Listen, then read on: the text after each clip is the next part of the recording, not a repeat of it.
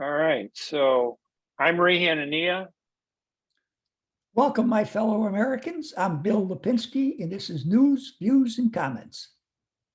And two guys on politics today on Thursday, September 15th, season 2, episode 35. And we appreciate all the people that have been listening. Our producer, Brian Broeking, isn't here with us, but he's always here with some great insight, usually. And I'm sure he'll be back with us next episode. But today we're going to talk about the cost of the Russian war. When will it end against Ukraine? When will that cost end? And we're going to talk a little bit about the Safety Act law that was adopted in the state of Illinois. When is the cost of the Russian war, the U.S. involvement in the Russian war in Ukraine, going to end? Is there an end date in sight, Bill? No, there is certainly no end date in sight. I don't know if the American government has talked about any kind of end game, but I wish that they would, because we have now poured into Ukraine $54 billion in military aid, humanitarian aid, and just general reconstruction. And when this war finally ends, whenever it is, Ukraine is going to have to be almost totally rebuilt. And who's going to be rebuilding it? The U.S. taxpayers. That's who's going to be rebuilding it. Now, I think President Biden has to sit down with the president of the Ukraine and say, listen, what specifically do you think you have to accomplish before we can sit down at a peace table and finish this war up? He seems to be overly aggressive to me at this particular time. He is talking about now regaining, the Crimea area that the Russians had moved into in 2014. Now, I think the Russians are terrible. I think Putin is terrible. And I'm happy that we're standing up with Ukraine. But we have to find a way out of this situation. We have to, give Putin some kind of opportunity to save face in this situation. I mean, it has been proven his army is in terrible, terrible shape. Why that is, I don't know, but they certainly are. But I mean, we've got to make him some kind of overtures, I think, and we have to try to get the president of the Ukraine to go along. Now, if I was president, I'd simply tell him, no more money, no more vehicles, no more, right down the line. We're finished. What if he were to accept Russia leaving Ukraine rather than returning the Crimea? Do you think that would be a good solution? Well, I mean, would it be fair to Ukraine to push Russia back to the boundary of the Ukraine? Well, I would like to see the Ukraine getting Crimea back, but I don't really think it's feasible unless you want to have a war that's probably going to last at least another year. And there's no way that they beat the Russians without our, military aid and assistance. Right. You cannot tell me that we don't have some kind of intelligence operation in behalf of the people from Ukraine going on at the present time. And those costs, I am sure are hidden, buried someplace in the federal budget. We do know $54 billion. Now, yes, I want to see Ukraine be free, but I also want to, extricate ourselves from spending money there, because our biggest foe is China, not Russia. The people we have. Our biggest threat. Exactly. Our biggest threat, you mean, is China. Yes. Yeah. And I understand, I haven't gotten any report on it, but I understand the head of China and Putin was supposedly meeting someplace today. Have you heard anything about that or the results of that meeting? No, I have not. But the question I wanted to ask you, I want to rephrase what I asked you before. If you were President Biden and you wanted to end this, would you make the push of Russian forces back to the border of Ukraine, the drop dead, that's it, Ukraine, we can no longer help you. Once you get there, that's it. Going to the Crimea would be too far. Yeah, would you still support them up to the border, right? Pushing the Russians out? I would support them to return to the boundaries of February of 24th or 24, I think, or 21. Yeah, no, 24. It's been so long, it's hard to remember when it started. All I remember was Putin saying, this will be over in 3 days. Yes. How wrong he was. God, he said, He underestimated everything in this war, and yeah, I don't think he ever expected the Western countries in America to come to the aid of, the Ukraine because of the fact they were not a member of NATO. right. But But listen, let me ask you a question though. $54 billion is a lot of money. I'm not, making light of it, but we have a $5 trillion budget in the United States, and we spend billions on some of the worst things I've ever heard of, for programs that, would make our head spin. If I had to dig through there, I bet there are hundreds of billions of dollars that we should stop wasting, but we do. So how, in that context, 54 billion doesn't sound like that much. And I know you're not a supporter of the Russians, but to me, 54 billion, we could spend double that for the price of stopping the Russian communists, because he's trying to rebuild the Soviet threat, taking us way back to Sputnik and Nikita Khrushchev. If we're up to him, we'd have Sputnik over our head right now, and we'd all be hiding under our school desks, worried about a nuclear war. I agree with everything you say right now, but how much of a moral obligation do we have, to send all that money and many other things into the Ukraine to stop the Russians? To me, if we can return it to the borders of February 2021, the president of the Ukraine should be willing to accept that. I going into Crimea, it's going to take another year to get anything accomplished. Now, do you want to pay another, say 60, $65 billion? Think of what that could do in this country, in some of the poorer neighborhoods in this country, how that money could rebuild those neighborhoods. I think about that all the time, but we spend 60 billion on some of the worst things we've ever heard of. And yeah, it's a bigger, singling this out. And again, I'm not criticizing. I think you raise a good point. At what point, what's our strategy in terms of Ukraine? And I think what we need to do is we should bring this war to an end by giving Ukraine everything it needs instead of doing it piecemeal. And you're absolutely right. It's our equipment that's winning the war, but their men are fighting it and they're doing a great job. So it's not like we're wasting it. We're giving it to a good army. I think we have to defeat Putin, and I think defeating him changes the dynamic and raises us as an America, as a leader of the free world. It really puts us on a stage to allow us now to turn to China. Imagine if we beat Russia, the impact that we would have if we had to turn to China and tried to put our foot down. I just don't think Biden is the guy to put his foot down forcefully, though. Well, I'm not a great fan of President Biden, but I do think that he has done a very good job in regards to getting money, getting munitions for the Ukraine. By the same token, he has not done a good job of selling this to the American people. And I guess my real point is, I want to stop Putin. I want to make sure that the Ukraine gets back as much of their property as possible.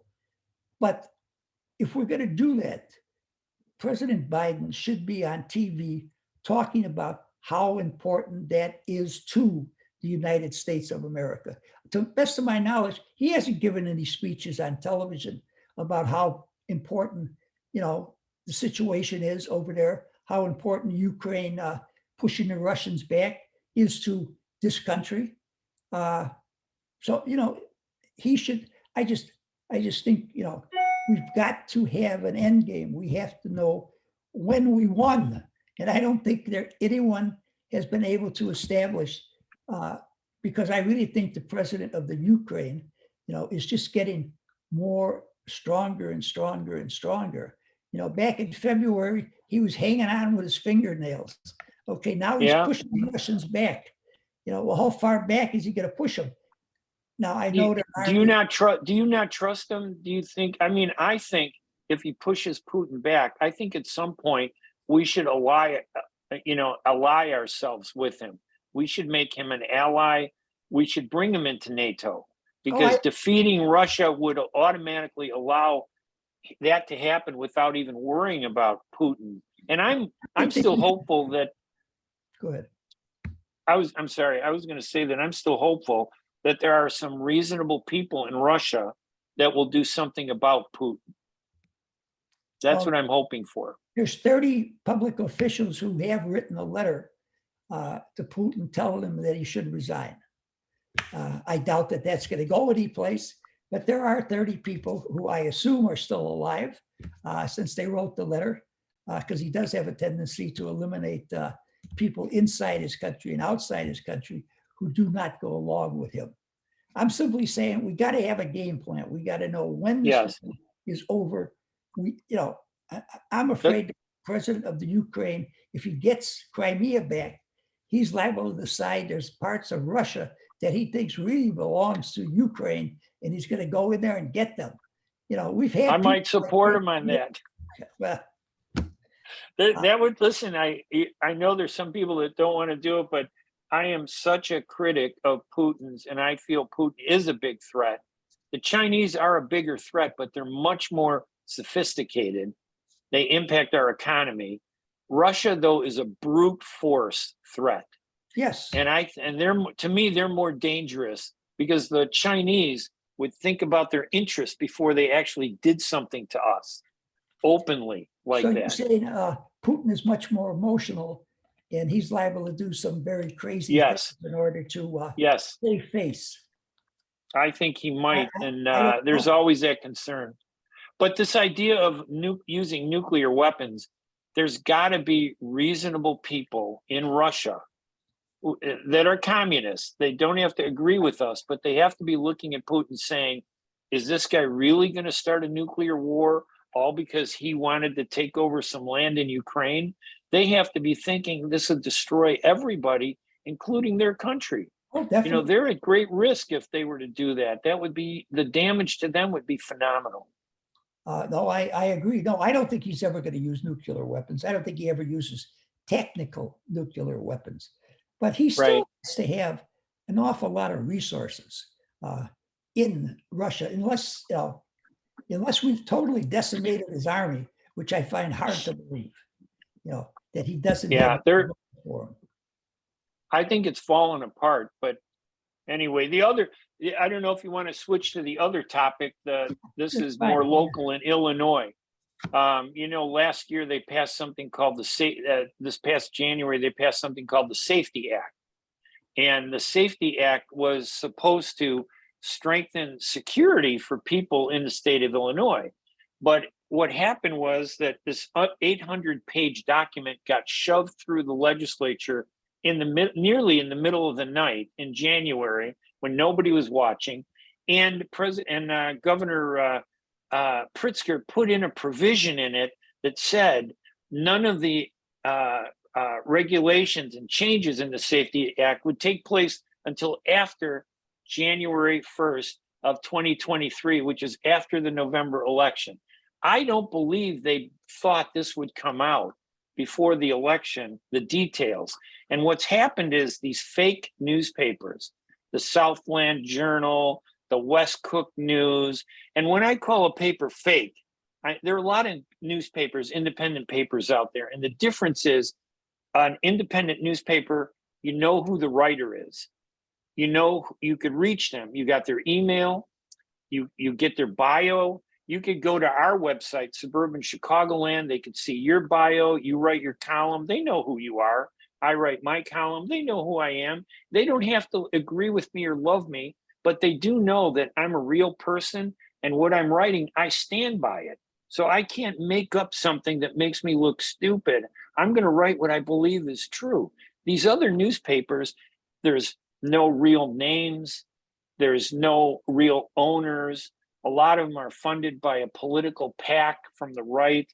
And they've been fear-mongering by saying that the Safety Act was going to destroy the public safety of America in Illinois as we know it.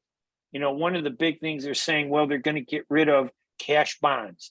So if you're a rapist and you're brought before the court for charges, you can just get back out on the street without any consequence. But the truth is different. Have you heard this from people? about the Safety Act? I mean, it's going around like crazy. I've heard about it from people who follow the news, but I have not heard it from any what I'll call ordinary citizen, though. The thing that concerned me about it, because you've talked about this and I wanted to learn more about it because I wanted to look at it objectively. Unfortunately, the first thing I noticed about it was when I went to the internet to read about it, were two Right. of the legislators standing there With their fist in the air. Black power salute. Now, I don't think Yes. that helps me or other Caucasians or Hispanics for that matter, or Asians to read it objectively, okay? Right. Because you know, and I know that unfortunately the vast majority of the residents of jails and prisons in this country happen to be African American. Now, there's many extenuating circumstances for that, but this bill really is being written for their benefit. Now, you know, according to what I have read, and unfortunately I have read an article put out by the pro people in regards to this legislation and the con people. I have not been able to find any objective evaluation of this bill, nor have I been able to get a copy of the bill itself so that I could look at it and read it and make my own determination. I mean, there's people saying that you talked about the rapist. According to what I've read, that rapist would be, you know, they could let him out of jail as long as the judge says, you know, he's not, he won't endanger anybody else. That's my opinion. So we'll leave him out. Right. And they talk about, And they also, yeah, they talk about trespassing, they talk about cash bond, but here's the problem with it. The far right has grabbed onto this, and I'm telling you, it's fueling a lot of far right candidates. They have touched a nerve, and there are a lot of Americans, voters in Illinois, who are upset about it in northern Illinois. So it's playing very well for the conservatives and the far right. The far left and the Democrats have done a terrible job of explaining what the truth is. And when I had this, it took me forever, like days, to go through this. And when I went through the bill, what I discovered was this.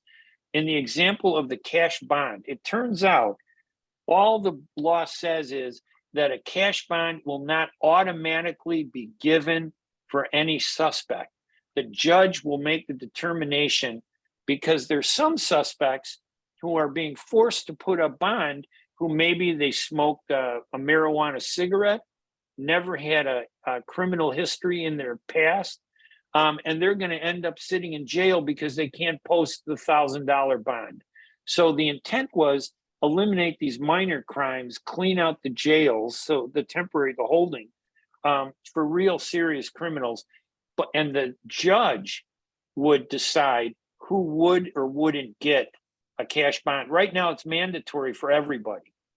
Under this bill, the judge decides. So it's not true that a rapist who goes before a judge, now, if the judge never wanted, it would be up to the judge. But what judge in his right mind would let a rapist back out on the street? I know some have done it before, but the majority of judges are not going to put a rapist, they're not going to put a gangbanger who's with a history of shooting and killing people out on the street. The judge would actually impose and can impose a cash bond. It doesn't prevent it, but that's not what's being said on the right. The right just says, oh no, the rapist goes to trial, to court, they charge him, he's out free until he has to appear in court. And with no cash bond, why is he going to appear in court? He's just going to go rape more people. And that really is an exaggeration. That really is fear mongering, but it has scared a lot of people. What about, is there a provision in the bill where someone that's on the electronic monitoring situation, where if they take it off, the police can't go after them for 24 hours? That's for minor. 48 hours. Again, again, it's the exact same thing. If you're a person who is on electronic monitoring for a minor infraction, what they've done, instead of making it a mandatory response, so every time some guy who got arrested for smoking marijuana breaks his electronic monitoring, the police have to go waste their time, find out what he's doing. But if it's a minor person, they don't have to do that anymore. On the other hand, somebody who's charged with a serious crime, the police can go in and respond to that to find out what's going on.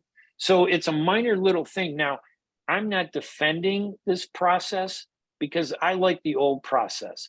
The judge should have, if the judge could decide who's going to get cash bond and who's not, the judge could also have said, cash bond is automatic, but I'm going to withdraw it on this guy because it's a first time offense and it's a small, he's not a threat to society. So why change it? This was pushed by the Black Caucus because it plays very well in the African-American community. Absolutely. And I think it was a mistake to pass it, especially without providing all the facts and the details. And Pritzker and the leadership of the House and the Senate have still failed to explain what the truth is about this bill. And we're how many weeks away from an election? We're like, what, eight weeks? November, it won't be that, but it's, less than 2 months, that's for sure. Yeah, so this is a real mess, and people are afraid. The very voters that the Democrats need are the ones that are shocked the most, and they're going to lose a lot of those votes. I'm really concerned about how this is going to impact the election November 8th. So, well, I think it's going to impact the election if it gets out into the mainstream. So far, it's not out in the mainstream as far as I can tell. If you want to hear something about this bill, you got to really dig, somewhat. Yes. To find out about it. I didn't know anything about it until you mentioned it the other day. And then we talked about possibly discussing it in depth on this podcast. So I started looking it up, but all I have found thus far is, the left wing presentation of it and the right wing's presentation of it. And I've been around long enough to know that neither one of those presentations right, will be totally accurate. You're absolutely right. There are flaws in this Safety Act. There are real serious flaws, and you have to wonder why they would do this. But the only media talking about it are these political papers that are anonymous, that are funded by political PACs. The biggest group are this group by the Republican conservatives. They have like 20 different newspapers that are being handed out all over. Now, you and I know newspapers are still very effective with senior citizens who are the biggest voters. They want these free papers. So they're reading this stuff and it's scaring them. So anyway, we'll see how it acts. Nobody listens to me, Bill. Otherwise, if they did, the Democrats would explain this better and the Republicans would crack down on these fake newspapers. But I don't think that's going to happen before November 8th. Well, I'm going to study the issue more because I think it's a very important issue. I don't want to see people incarcerated for minor crimes, but by the same token, it seems what I have read, there's a lot of anti-police parts of this bill that I'm very skeptical about. Well, even one other provision, and we don't need to go any further, but the other one that they're talking about is trespassing, that now a person can trespass on your property and threaten you and do all kinds of stuff to you, and the police can't do anything about them. The truth is, if some hobo trespasses on your property and is not threatening you, is not damaging your property, the police are not going to respond unless they decide they want to. It's not required anymore. But if somebody comes on your property and threatens you, the threat is still a crime. If somebody comes on your property and damages your property, the damage is still a crime. So the police, they're not really responding to trespassing. They're responding to the damage. They're responding to the threats. So the right is trying to say that by changing the trespassing law, the criminals are going to invade your homes, rape your family, damage your property and steal your kids. That isn't going to happen. The police are not going to let that happen.